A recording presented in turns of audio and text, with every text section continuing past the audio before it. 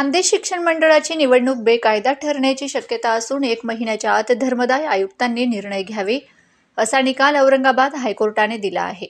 खान्देश शिक्षण मंडळाची निवडणूक ही 8 मतं आवश्यक अशी घेण्यात आली होती, पण ही घटना धर्मदाय आयुक्ताने मंजूर केलेली नव्हती. आदेश नसताना परस्पर निवडणूक घेण्यात आली. या निवडणुकीला आव्हान देण्यात आले. नवीन निवडून आलेले संचालक, शिक्षक प्रतिनिधी, प्राध्यापक प्रतिनिधी यांची नवीन नियुक्ती यास धर्मदाय आयुक्ताने मान्यता दिलेली नाही. या निवड प्रक्रिया संदर्भात 1 महिन्यात धर्मदाय आयुक्ताने निर्णय घ्यावयाचे आहेत. निवडणूक अनधिकृत ठरेल असा दावा तक्रारदारांचा आहे. या निवडणुकीत 10 कोटींचा चुराडा झाला आहे. आजच्या निकालाने खळबळ माजली आहे. धर्मदाय आयुक्ताने निर्णय दिल्यावर पुन्हा हायकोर्टात आवाहन देता येणार नाही, असाही आदेश हायकोर्टाने दिला आहे.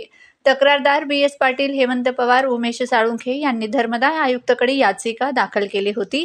त्यावर खाशीने हायकोर्टात आवाहन दिले होते.